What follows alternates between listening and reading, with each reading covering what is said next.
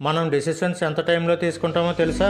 మనకి slow thinker, over thinker అనిపించిన నిజం మాత్రం పూర్తిగా షాక్ ఇస్తుంది. మనం రోజులో ఎన్నో చిన్న చిన్న నిర్ణయాలు తీసుకుంటాం.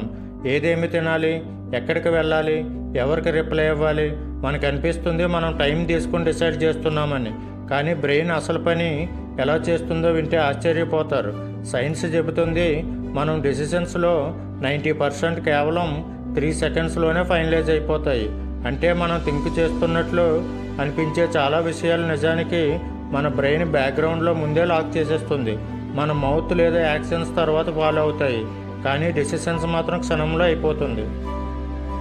ఇది ఎందుకంటే మన బ్రెయిన్ ఒక సూపర్ ఫాస్ట్ ప్రాసెసర్ లాంటిది.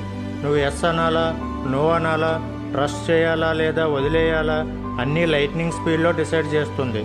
మనకు స్లో అనిపించేది ఎమోషన్, ఫియర్, డౌట్ వల్ల వచ్చే డిలే మాత్రమే. అందుకే నువ్వు స్లో థింకర్ అని అనుకున్నా నో, నీ బ్రెయిన్ ఆల్రెడీ టర్బో మోడ్లో నడుస్తుంది. ఈ వీడియో మీకు నచ్చినట్లయితే లైక్ చేయండి, షేర్ చేయండి మరియు మన ఛానల్ సబ్స్క్రైబ్ చేసుకోవడం మర్చిపోకండి.